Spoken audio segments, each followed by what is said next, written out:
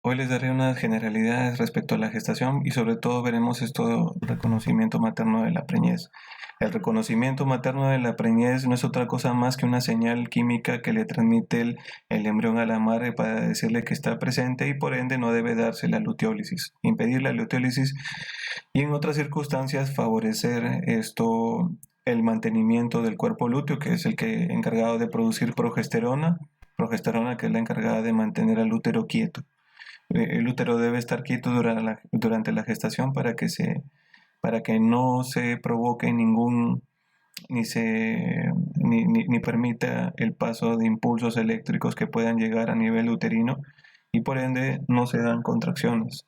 Entonces, ya recordarán ustedes que las uniones GAP, la aparición de uniones GAP se da por los estrógenos y su desaparición es por la progesterona, y eso hace pues que si las fibras musculares a nivel obviamente del miometro, para que puedan despolarizarse o contraerse, necesitan que estén presentes. Y el hecho de que estén presentes va a depender de la progesterona. Y la progesterona depende de quién, de su producción a nivel del cuerpo lúteo. Entonces nosotros somos vivíparos, nacemos del vientre de la madre. Ahora, estos ustedes bien que el cigoto luego pasa a ser un embrión, luego se termina desarrollando el feto. El cigoto deja de serlo hasta que se empieza a dar en él segmentaciones, es decir, que se dan unas divisiones mitóticas que tienen primero 2 células, 4 células, 8 células, 16 células, teniendo 16 células se convirtió ya en una mórula.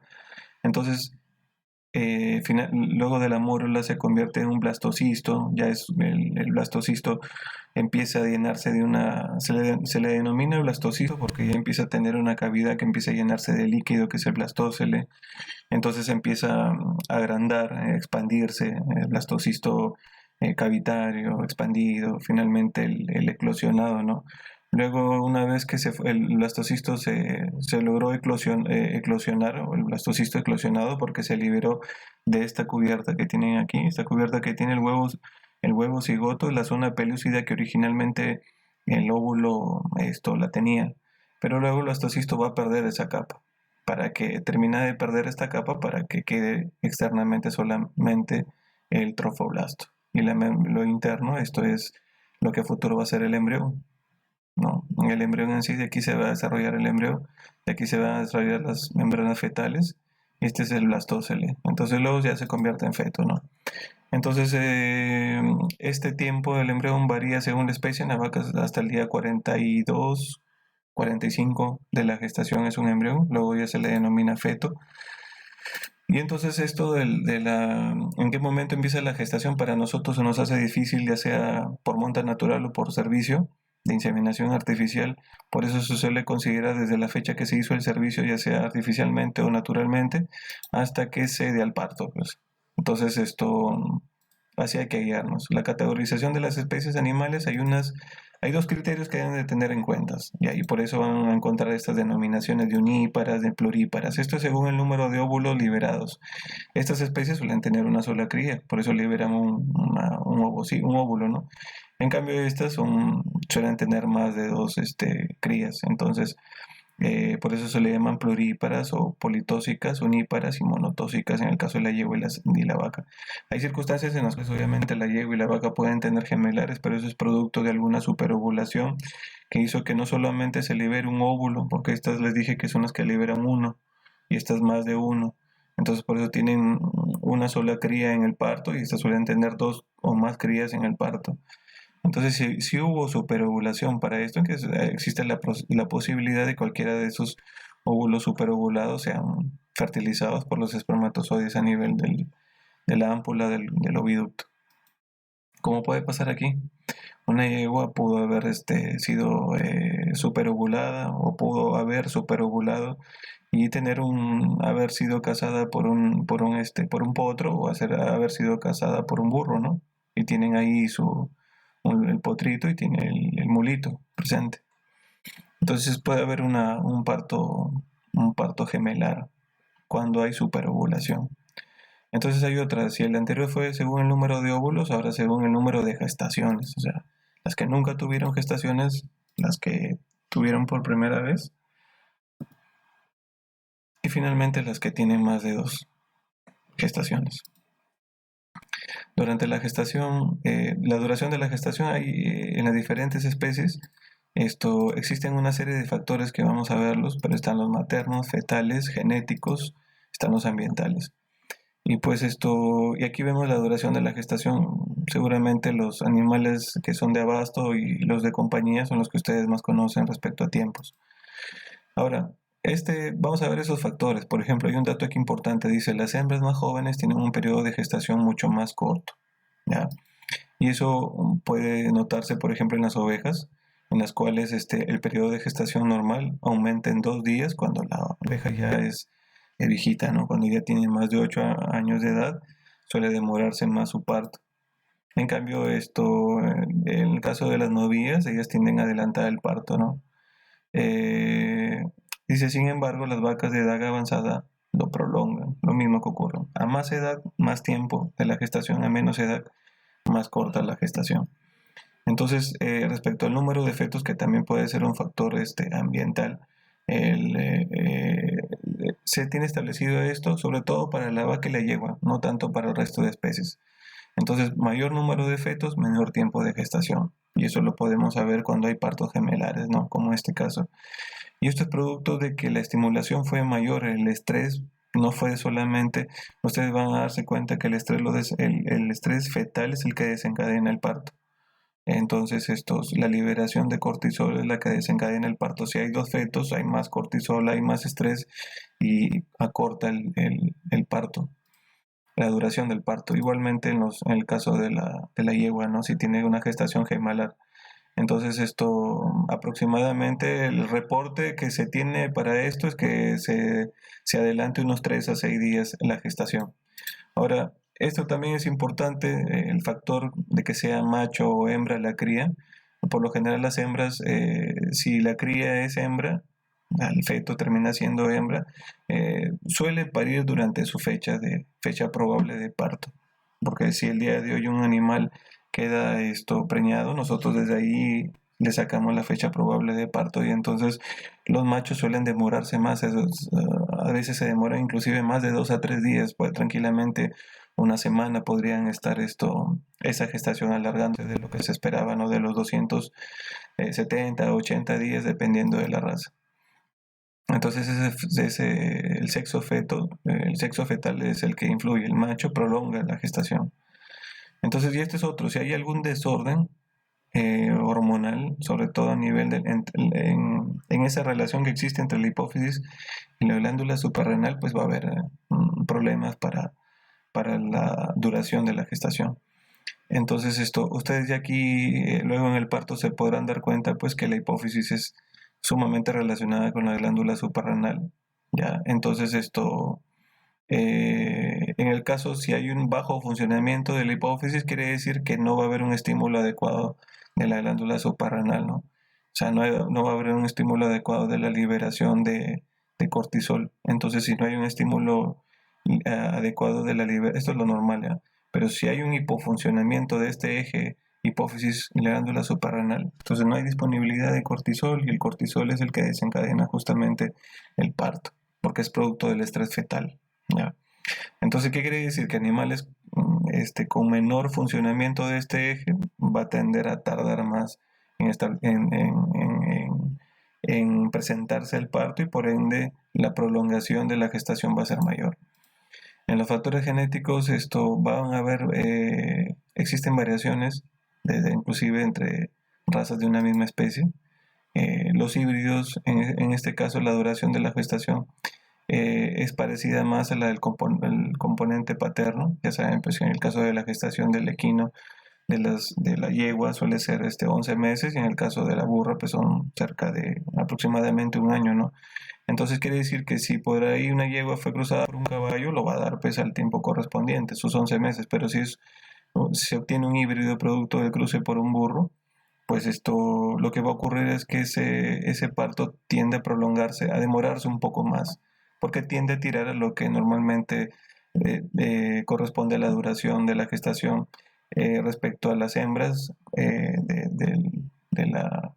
de la especie correspondiente al padre, ¿no?, que le hizo el servicio. Entonces, la raza de algodón también determina la duración de la gestación en bovinos. Por ejemplo, aquí vemos que los Bos taurus tienen días de gestación más cortos que los Bos índicos. Es decir, una Bos indicus, por ejemplo, aquí tenemos el promedio para el caso de los taurus, son 200, en promedio 289 días. Por ejemplo, aquí está la Jersey 288 días, la Holstein tiene cerca de 280, 78 días. La Brunswick sí se prolonga más, pero por ejemplo, la raza índica, que están aquí todititos los cebú, seguro en el Ore, Brahma, en Gir, en fin, son 285 días, ¿no? Entonces en el Bos índico suele alargarse más la gestación. Respecto al genotipo fetal, entonces era lo que les venía diciendo, ¿no? Si en este caso siempre en los híbridos va a tender a tirar la duración de la gestación a lo que normalmente dura en el padre. Si fue el caballo, entonces la duración va a ser más corta, de 340, 360 días. Pero si fue, en este caso, el macho fue un burro, va a tender la duración de la gestación a tirarse hacia el lado de lo que normalmente dura en las hembras de su especie. Entonces va a tender a demorar más esa gestación, 360, 380. Ya saben lo que se entiende, ¿no? Burro más el caballo burdegano y el burro más una yegua se obtiene la mula. Ahora, por ejemplo, esto se hizo un reporte el 2012, hubo un nacimiento en Cuba, eran dos crías obtenidas, es un parto gemelar, pero se dieron cuenta pues que uno era un potrito y el otro era un mulito. Y posiblemente la yegua haya sido súper ovulada y eso hizo pues que al ser montada por dos machos distintos, o sea, un burro y un caballo, hizo pues que cualquiera de los dos sean dos ovocitos sean fecundados y por ende se pudo obtener esto. Entonces aquí el reporte es que la yegüita terminó pariendo primero y unas horas después lo hizo el mulito. Y eso justamente justifica lo que veníamos hablando, ¿no? Suele demorarse más la gestación y más aún cuando el híbrido, pues si fue un gemelar, tiende a demorar un poco más en horas. Siempre es bueno, siempre es necesario ver esto. Y aquí están algunos reportes, lo que les venía diciendo, el producto tranquilamente pudo haber una superovulación en este caso. Ellas suelen ser uníparas, es decir, suelen tener una sola cría en un parto, producto de una ovulación. De ahí también dieron este reporte, ¿no? Era una yegua pues que ya era paridora y tranquilamente podía alojar esos dos embriones, esos dos fetos y los pudo expulsar sin problema alguno. Entonces, pero el que demoró más en salir fue el mulito, pues. Y entonces si ya habíamos quedado en que la duración de la gestación está influenciado sobre todo por el lado paterno, entonces si el burro, su gestión de sus hembras suele ser de un año, aproximadamente 12 meses, entonces ese mulito iba a tardar más en ser expulsado. Y no hubo ningún problema con él, los reflejos eran vitales, era el reporte, una maduración pulmonar normal, de las 72 horas presentó una ligera problemas respecto a nivel del ombligo, a nivel de articulaciones, tal vez un ombligo mal curado, pero luego se volvió a la normalidad. Entre los factores ambientales, dicen los animales que tienen periodos de gestación más largos son los que están pues así en este estado. Pero es obvio, pues porque nosotros nos damos cuenta que hormonas, el cortisol, necesitan justamente de insumos que provienen de la dieta y entonces un animal más alimentado, esto hace pues que el cortisol no pueda formarse o no pueda completarse a tiempo y eso prolonga más aún el momento o la llegada de la expulsión fetal, es decir, de la etapa correspondiente al parto.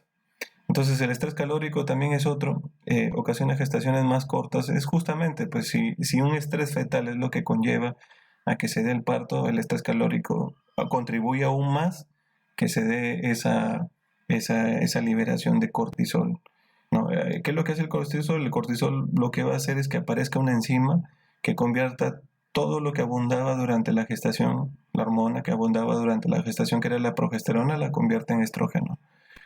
Entonces esa hormona se llama 17 alfa hidroxilasa. Entonces esa es la encargada de convertir la progesterona en estrógenos, y los estrógenos son los encargados de estimular la contracción a nivel del miometrio. Entonces el estrés, es lo que les decía, ya saben bien pues que de por sí el estrés no es bueno para el animal. Esto suele ocasionarles infertilidad, y no solamente esto, sino que lo que hace es que acorta la gestación, y eso termina siendo un problema porque no siempre es tan bueno, porque hay circunstancias en las cuales la gestación se acorta, pero la placenta no alcanzó su madurez, así como nosotros nacimos, crecemos y al finalmente terminamos de madurar y morir, pues la placenta igual nació, creció y tiene que terminar de madurarse para que finalmente pueda desaparecer. Si eso se acorta por producto de estrés inducido, que no sea por el feto, es un estrés externo, contribuye a que haya problemas. Entonces esto también es otro dato. Se supone que en estas zonas, en el otoño y verano, hay más calor. Por eso los animales que conciben, para el caso del potro sobre todo, que son estacionales, contribuyen a que los partos sean mucho más cortos en comparación a otras épocas del año. Entonces esto es para repasar, les doy esta información que tienen acá para que se puedan dar cuenta, sobre todo los estadios, manéjenlo, es importante que manejen cuáles son ya se dan cuenta pues que son cerca de 9 estadios, y pasando desde que se dio la fertilización, el embrión, la mórula, el blastocisto, cuando se expandió porque empezó a llenarse de líquido, cuando eclosionó es porque se liberó de esa zona pelúcida que lo venía acompañando desde la etapa de huevo cigoto, ¿no? Entonces los números del 4 al 9 dice aquí desde mórula ya está compactado. Pues no, aquí es una mórula compactada y antes fue una mórula no compactada. Y este dato sí es bonito, dice, en un lavado convencional, los embriones son colectados entre los días 6 y 8. Colectados entre los días, o sea, entre mórula y blastocisto. En estos estados, desde aquí. Estos no son días, estos son estados, ya. Desde aquí para adelante terminan siendo colectados para posteriormente ser implantados. Entonces aquí tenemos ejemplos, por ejemplo nos damos cuenta cuál es una mórula compacta. Aquí ya casi no se ven, se ve que hay un grupo de células que se han concentrado en el centro del blastocisto, y hay un grupo de células que se han ido a la periferia. Estos son los infértiles. Estos son huevos infértiles, no hay esa compactación en el medio como si la tiene esta. Miren cómo está más desuniforme la mórula. Las 3 corresponden a mórulas tempranas, es decir, la mórula ya es cuando se tiene cerca de 32 divisiones. Entonces, cuando hay cerca de 32 células, 32 blastómeros, y esas divisiones pues corresponden a este tipo de imágenes, ¿no? Se están convirtiendo en una mórula, pasando a ser ya una mórula compacta. Y estos son infértiles, se ve muy distinto a este.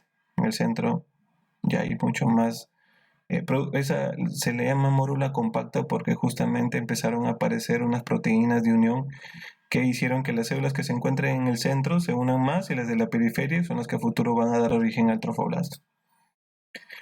Entonces esa es la información que les doy de esto, y aquí es importante para que puedan desarrollar cómo se ve los 2 días, a los 3 días ya empezaron a aparecer 4, luego 8 al día 4, al día 5 ya tienen 16 células, ahí está la mórula. Para unos ya es mórula a partir de aquí, para esta es a partir del día 32, luego ya empieza a formarse la mórula compacta, el blastocisto expandido, el eclosionado, porque aquí se está saliendo, ¿ven?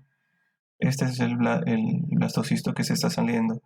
Eclosionado porque miren, desde esta etapa empieza aún a mantener, a conservar, aún conserva la zona pelúcida. La zona pelúcida es esa cubierta que tiene el ovocito. Entonces el espermatozoide tuvo que penetrar eso para que se unan pronúcleos y se dé esta diferenciación. Pero mira que ven aquí, que le estoy dejando ahí el punto, ese sigue siendo zona pelúcida, zona pelúcida. Aquí está transparente la zona pelúcida, sigue la zona pelúcida acompañando, y acá hay chinche. Y aquí ya se desprende, se dan cuenta que hay una parte que está saliendo y esto queda afuera. Esta es la zona pelúcida, por eso se dice que el blastocisto en esta etapa ya eclosionó. Entonces, ¿por qué eclosionó? Porque a medida que iba a medida que iba expandiéndose, se empezaba a llenar de líquido, se empezó a llenar de más líquido. Miren cómo aquí se forma una masa y empieza a aparecer líquido. Toda esta zona que está acá corresponde al líquido. Entonces esta zona que corresponde acá se sigue haciendo más grande esa cavidad y esta es la masa celular interna. Aquí hay mayor cantidad de líquido, ¿ven? Y esto que ustedes ven acá no es otra cosa más que la masa celular interna, que es lo que va a dar origen luego al embrión en sí. Y finalmente esto se dan cuenta pues de que en esta etapa se logra liberar de la zona pelúcida.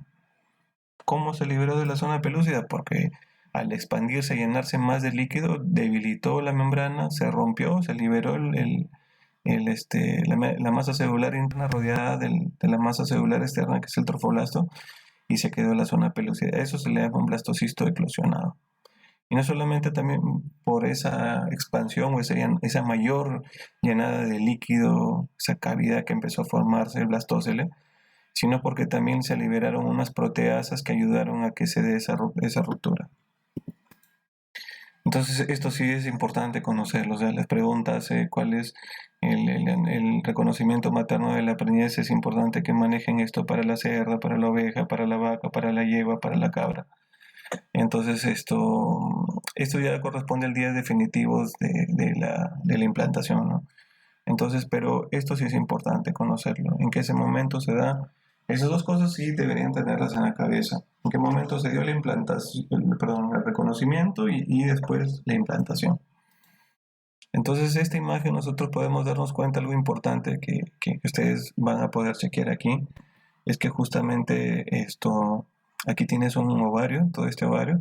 Este es como ven aquí, este es un folículo dominante. Estos ojitos corresponden a folículos subordinados o folículos terciarios que no han desarrollado. Y todo esto que ustedes ven aquí, que ve desde por acá, todo esto, todo esto, todo esto, todo esto, todo esto corresponde al cuerpo lúteo.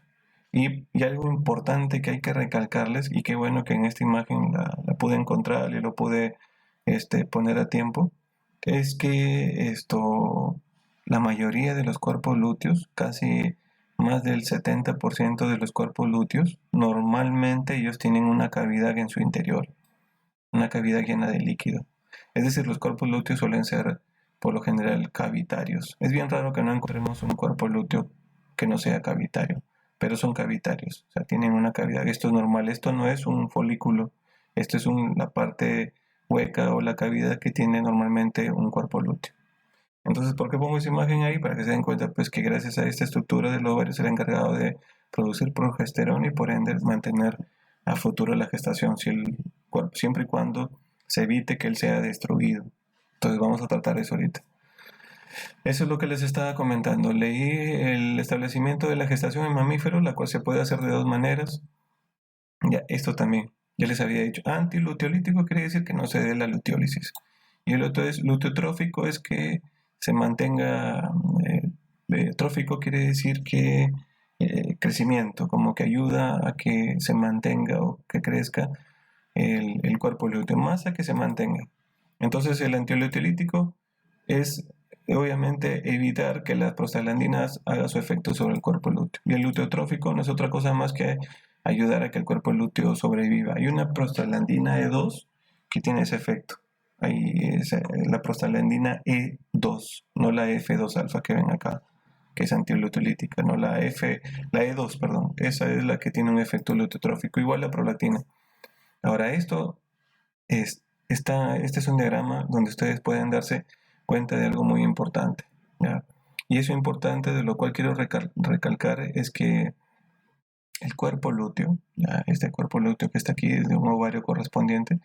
El cuerpo lúteo no solamente libera progesterona, sino también libera esta hormona que normalmente se produce en la neurohipófisis. Esa hormona no es otra cosa más que la oxitocina. Entonces el cuerpo lúteo, cuando está llegando al momento del final del diestro, donde va normalmente a ser destruir, donde debe ser destruido para que inicie una nueva onda folicular o un nuevo ciclo estral, el cuerpo lúteo se autodestruye. Él mismo aumenta, produce para empezar oxitocina. Entonces ya saben bien que el cuerpo lúteo también produce oxitocina, y esa oxitocina lo que hace es actuar a nivel del endometrio, ¿ya? Entonces, porque ahí a nivel del endometrio existen unos receptores para la oxitocina. Entonces esos receptores para la oxitocina lo que hacen pues es tener estas funciones.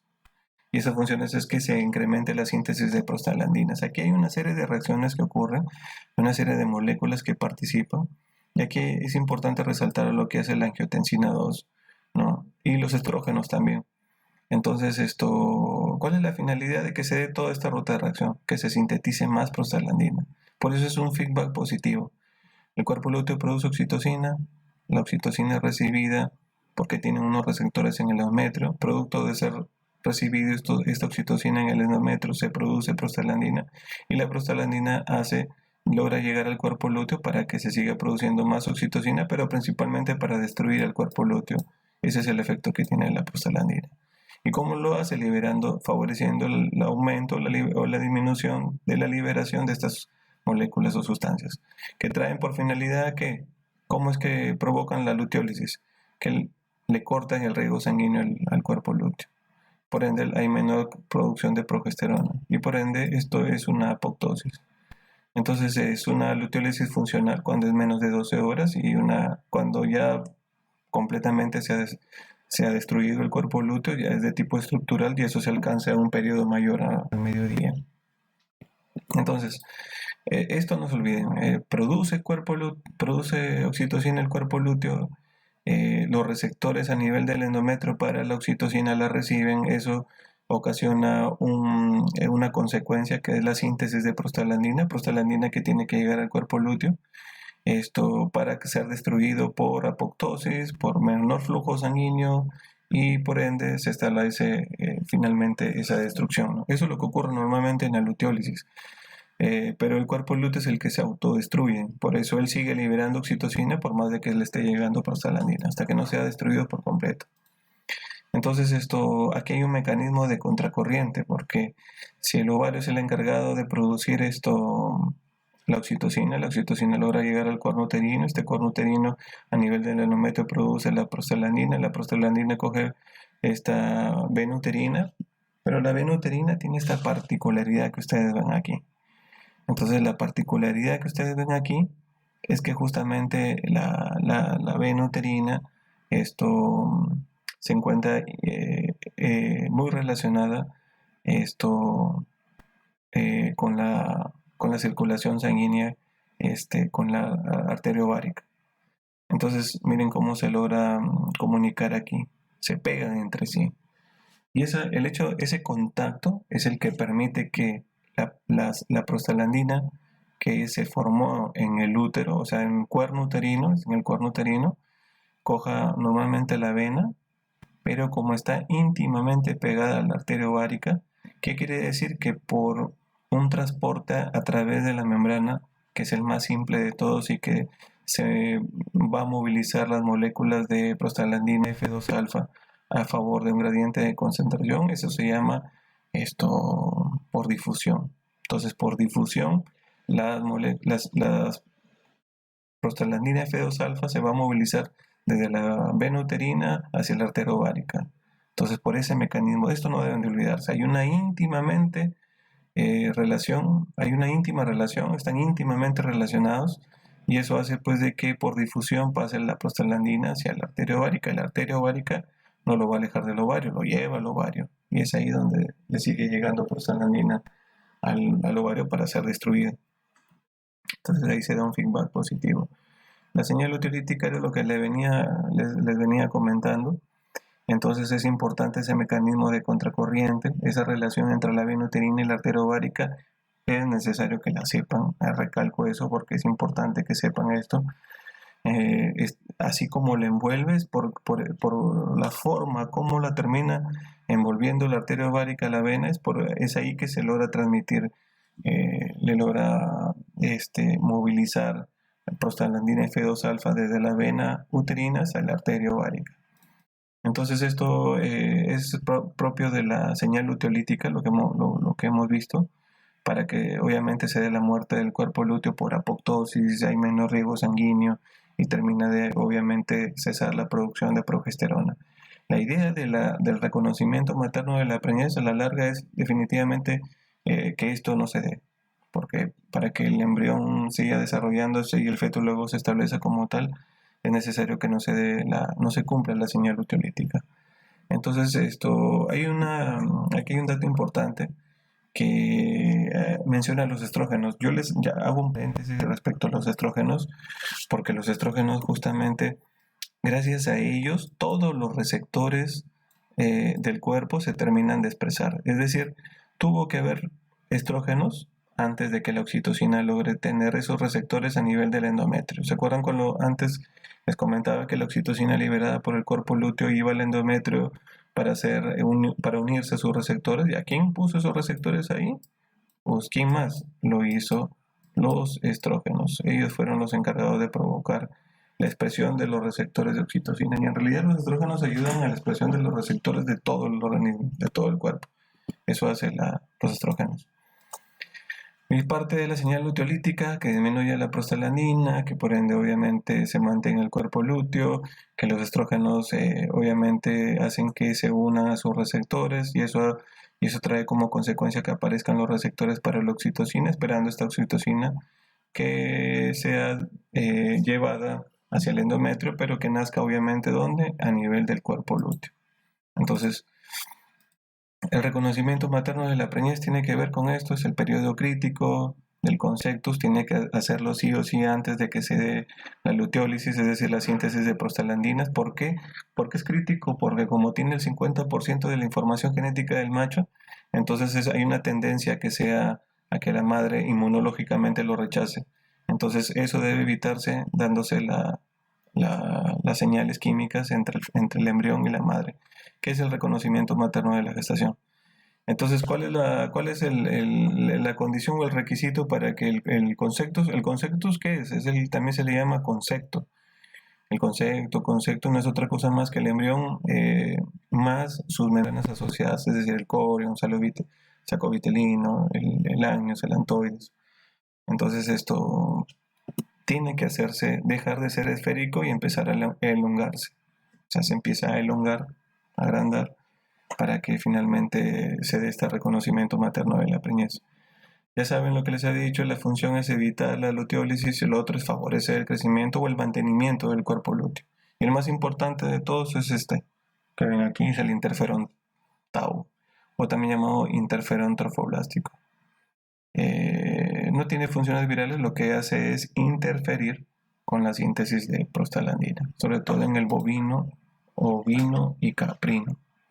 También se les daba estas denominaciones anteriormente, ¿no? Entonces, lo que ven aquí, lo que les comentaba, la idea es que no haya más síntesis de prostaglandina hasta el final del diestro, que por lo general en la vaca suele ser entre el día 15, 16, 17. Entonces, se debe evitar que la prostaglandina no se libere, entonces para eso está el embrión, para evitar eso justamente. Entonces, los mecanismos de acción, ¿cómo es que hacen que no se sintetice prostaglandina? Entonces es necesario recordar estos puntos, ¿no? Se va a suprimir como no hayan receptores para la oxitocina. Entonces, si no hay receptores para la oxitocina, el cuerpo lúteo puede liberar oxitocina y no va a encontrar dónde ser recibida a nivel del endometrio, entonces no se da la síntesis de prostaglandina. Ahora vamos más atrás. Yo les dije, ¿quién era el encargado de expresar los receptores de todas las células? ¿Quién es la hormona encargada de eso, de que aparezcan los receptores a nivel de las membranas celulares del organismo? Eran los estrógenos. Entonces, de igual modo, lo que se provoca es que se supriman los receptores de estrógenos. Entonces, si los receptores para estrógenos no logran transcribirse, no logran formarse o sintetizarse, entonces el estrógeno no tiene dónde actuar, porque el estrógeno tendría que actuar para que aparezcan los receptores de oxitocina. Si él no tiene su receptor, que es el asiento, para que se dé su efecto, entonces no solamente no va a haber síntesis de receptores para oxitocina, sino que tampoco no va a haber síntesis de prostaglandina, ¿no? Y es así como esto ayuda. Entonces si algo llegase a fallar, ¿no? Las consecuencias son fatales, pero no una malformación fetal puede darse, sino un aborto prematuro. Esto termina de ocurrir para el caso de los rumiantes. Miren, esto que está aquí de rojo es lo que vale resaltar. Entonces, este es el periodo crítico para el caso del bovino. Es el día 16 al día 17, el ovino el día 2 al 13, la cabra el día 14 al día 15. Entonces, ¿cómo lo hacen los mecanismos? El mecanismo principalmente en los rumiantes es este, antiluteolítico. ¿Ya? Ellos van a secretar unas sustancias que lo que tienen por finalidad es inhibir la luteólisis, y eso lo hacen liberando el interferón tau del ovino y el interferón tau del bovino. Entonces, de esa forma, pues, actúan en este caso, el embrión liberando justamente estos interferones. El conceptus secreta esto. Ya les dije, el conceptus o concepto no es otra cosa más que el embrión más sus membranas asociadas. Entonces, sus membranas extraembrionarias asociadas, para que me entiendan mejor. Repito, esto es lo que ocurría normalmente en el ciclo estral, ¿no? Al final del día esto se liberaba el endometrio prostaglandina, ahora se tiene que evitar hacer eso. Y entonces esta imagen les puede hacer entender mejor. Tenemos por el lado de acá un animal que no está preñado y por acá un animal que sí lo está. Entonces esto también podemos cortar qué es lo que ocurre normalmente en un animal que no está preñado. Esto, a nivel del ovario, el cuerpo lúteo lo que hace es sintetizar oxitocina. La oxitocina encuentra sus receptores estos son los receptores para la oxitocina. Los encuentra a nivel del endometrio. Y por ende lo que hace es incrementar la síntesis de prostaglandina. La idea es cómo aparecieron estos receptores para oxitocina. Los estrógenos provocaron esa función. Entonces, ¿pero quién liberó los estrógenos? En todo momento, como vieron en la imagen ecográfica, se dan cuenta que puede estar un cuerpo lúteo, pero a la vez hay folículos. Vieron folículos pequeños, terciarios, y un grande que es el dominante. Ellos siempre están liberando estrógenos. Entonces, los estrógenos tuvieron por finalidad, crear sus propios receptores a nivel del endometrio. ¿Para qué?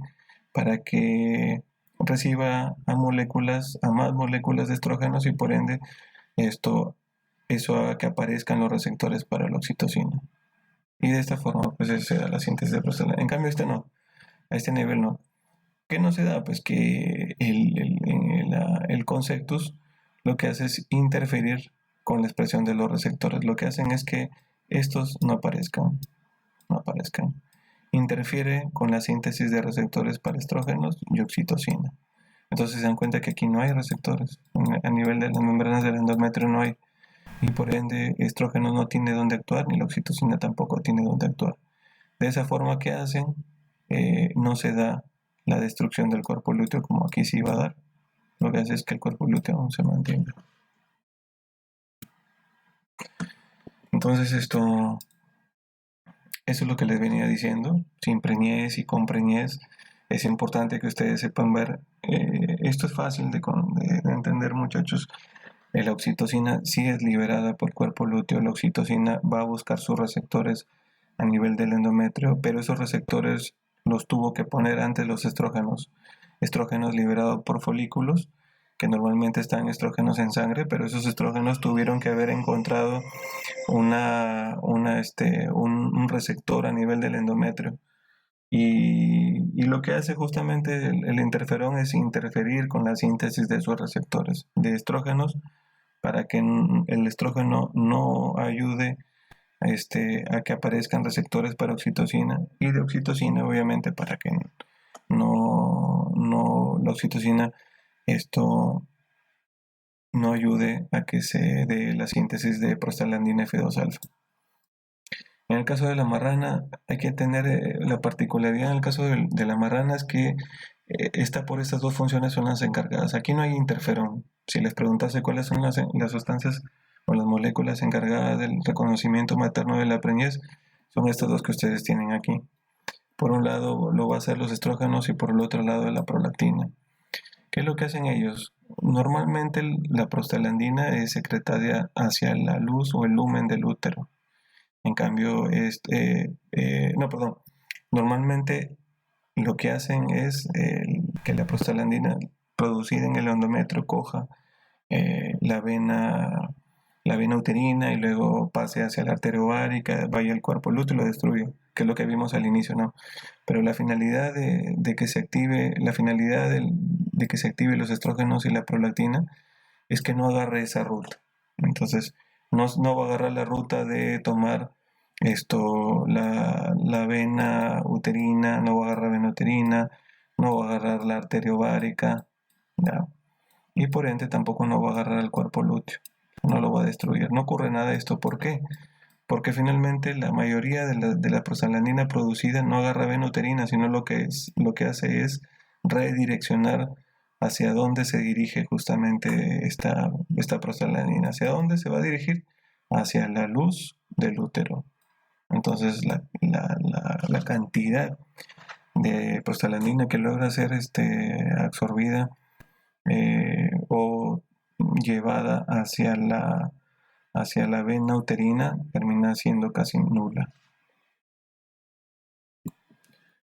Los días críticos para el caso de la marrana es el día 11 a 12. Esto es lo que yo les estaba comentando, ¿no? Este es el diagrama de la luteólisis. Normalmente el endometrio produce la prostaglandina y esta prostaglandina va vía sanguínea, ¿sí? Vía sanguínea se dirige hacia el cuerpo lúteo. Coge primero, les dije, una vena, que es la que sale, la uterina, y luego gracias a que está enroscada con la arteria ovárica, es llevada a la arteria y lleva sangre al ovario, pues no, y lo destruye. Pero cuando hay preñez, no ocurre eso, pues la prostaglandina, en vez de ser secretada hacia la circulación sanguínea, ¿ya? En vez de ser secretada hacia la vena uterina, la prostaglandina termina siendo redireccionada a su secreción. Ya no va a ir hacia ese sentido donde está la vena uterina, sino es llevada en otro sentido, en otra dirección, hacia donde está el útero, donde está la luz del útero o el lumen uterino. Entonces eso hace pues de que no haya prostaglandina F2-alfa alguna que actúa a nivel del cuerpo lúteo para destruirlo. Pero también aquí hay algo más que se suma, que el endometrio, el efecto del estrógeno y la prolactina provocan que se libere esta PGE2, que era la que les comenté al inicio. La PGE2 es una hormona luteotrófica, o sea, ayuda al mantenimiento del cuerpo lúteo. Entonces eso es lo que les decía, responsables son los estrógenos y la prolactina también. No solamente hay una actividad antiluteolítica, no solamente en la marrana se impide la luteólisis, sino se favorece el mantenimiento del cuerpo lúteo, es decir, hay esta actividad luteotrófica.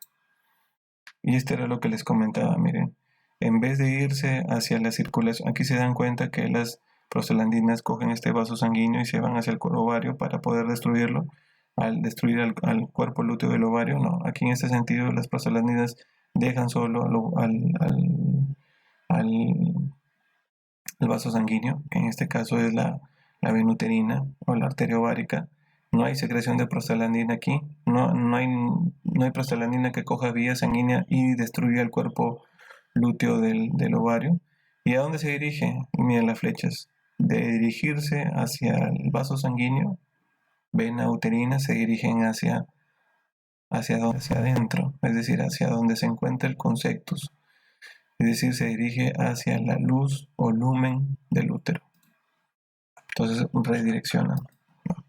Esto es el resumen de aquí. Prostaglandina, prolactina ayudan esto el día 11. Esto es lo que les comentaba hace un instante respecto a la circulación, el papel de los estrógenos. Ahora, en la yegua, ¿quién es el encargado de realizar esto en la yegua? Finalmente se considera que son las proteínas, ¿no? El embrión equino, dice, no se elonga, sino que permanece esférico hasta el segundo mes de la gestación. El resto de especies, aproximadamente el día 11, 12 de la gestación, ya están elongándose, pero esta es la especie que más se elonga. Y lo que hace el consectus es migrar. O sea, una vez que se da su llegada hacia el útero, antes de implantarse, empieza a recorrer en toda su longitud ambos cuernos. Y es ahí donde empieza a darse esta liberación de proteínas, que no están del todo determinadas, pero se le conocen así, que tienen aminoácidos en su estructura, proteínas que justamente favorecen el reconocimiento materno de la preñez. Los días críticos para el ego son el día 12, 14. Esta es la migración que realiza el consectus. Y a medida que va realizando esa migración, esas proteínas ayudan a que no se dé la síntesis de prostaglandina. Entonces no hay interferón, pero no hay síntesis de prostaglandina. Entonces pero sí hay prostaglandina E2, ¿no? Que ayudan al mantenimiento del cuerpo lúteo. A ver, y aquí hay que reconocer en qué momento se da la producción de progesterona, cuando se inicia la producción de progesterona a nivel de la placenta. Entonces se dan cuenta pues que el que menos tiempo tarda es justamente la coneja, la placenta asume esa producción de progesterona recién hacia el final de la gestación. La yegua, la cabra también hacia el final de la gestación casi. Esto Y acá vemos el resumen, pues quiénes son el interferón tau bovino, el interferón tau bovino, el estradiol y la prolactina para el caso de la CR, las proteínas para el caso de la yegua se han encargado de realizar el factor importante para que se dé el reconocimiento. Y aquí estos son las fuentes, de progesterona durante la preñez. Aquí hay datos importantes, miren lo que ocurre con la marrana. La marrana son un cuerpo lúteo dependiente durante toda la gestación. La vaca, ya vimos antes que a partir del último tercio de la gestación, la placenta es la encargada de producir progesterona, pero hasta antes de eso el cuerpo lúteo asumía toda esa producción de progesterona, o ser la fuente. La oveja, el cuerpo lúteo está el día 50 y de ahí para adelante lo que queda de su gestación, la placenta es la encargada de producir progesterona. Y en la yegua pues hay una particularidad que siempre se forman unos cuerpos lúteos accesorios o secundarios que lo que hacen es también producir progesterona. Entonces lo asumen el cuerpo lúteo inicial, esos cuerpos lúteos accesorios, y también la placenta contribuye a esto. Ya para ir culminando, hay unos cambios que van ocasionándose en la gestación, que la vulva pues empieza a edematizarse, a haber mayor irrigación en ella, ¿no? Entonces respecto a la mucosa vaginal, ella es pálida, seca. El cuello uterino debe cerrarse sí o sí y se forma un tapón mucoso para evitar que agentes extraños logren entrar hacia el útero, hacia el cuerpo del útero, que debe ser estéril. Se va expandiendo de tamaño obviamente el útero, los ovarios empiezan a tener esa persistencia, y sobre todo en las marranas dependen ellas mucho de ese cuerpo lúteo. Es decir, si se destruye el cuerpo lúteo en la marrana, se acabó la gestación. Pero para el caso de las vacas, por ejemplo, se requiere que lleguen hasta el día 6 u 8 de la gestación, hasta el mes 6 u 8 de la gestación, para que no se ponga en peligro la gestación. Es decir, que si antes del mes 6 y 8 se destruye el cuerpo lúteo, se acabó la gestación. Pero si en el mes 6 a 8 de la gestación se destruye el cuerpo lúteo, la idea es que quien asume esa producción de progesterona es la placenta. Entonces, lo que les comentaba aquí respecto a la yegua, este dato sí hay que resaltarlo. En las yeguas se desarrollan hasta 10 a 15 folículos entre los días 35 y 150 de la preñez. Estos son los que les dije que se iban a convertir en cuerpos lúteos accesorios, porque lo que hacen es luteinizarse. Y entonces hay fuente accesoria de progesterona. Estos cuerpos lúteos accesorios y el cuerpo lúteo primario solamente mantienen esto hacia el 7º mes. Después la placenta asume la producción de progesterona. Los ligamentos pélvicos empiezan a relajarse, sobre todo cuando se está aproximando el parto. Eso es más notable en los rumiantes, debido a la acción de estrógenos y relaxina.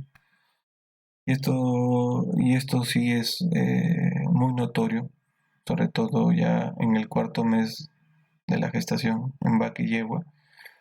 Uno mete la mano a nivel de la cavidad pélvica, y si dirige la mano hacia izquierda, mano izquierda para la vaca y derecha para la yegua, esto logra tocar un pulso muy fuerte respecto a la arteria uterina, y eso se le llama el frémito arterial. Esto es un signo secundario de gestación. No es confirmatorio, porque a veces la irrigación sanguínea que hace que ese mayor pulso o este frémito es porque hay un mayor sangre que se está bombeando a ese nivel producto de que hay un feto que está creciendo, ¿no? Pero cuando no es un feto y más bien de repente hubo un aborto, hay una momificación o de repente hay un tumor, igual la irrigación es mayor y el fremito está presente. Por eso se le considera como un signo secundario de gestación para saber que está gestante. No hay que confiarse con ese secundario. Principal es que haya pues esté palpable la vesícula embrionaria. Y a esto me terminaba refiriendo. Entonces ustedes ven, la arteria uterina esta es la que se logra palpar. Justamente está así en una diagonal. Si su mano entra de acá, por este lado, hacia la pared se logra tocar esta, porque está justamente en diagonal pegada a la cavidad pélvica. Ok, listo. Entonces lo siguiente corresponde ya ver a las gestaciones de cada una de las especies domésticas que veremos en el curso.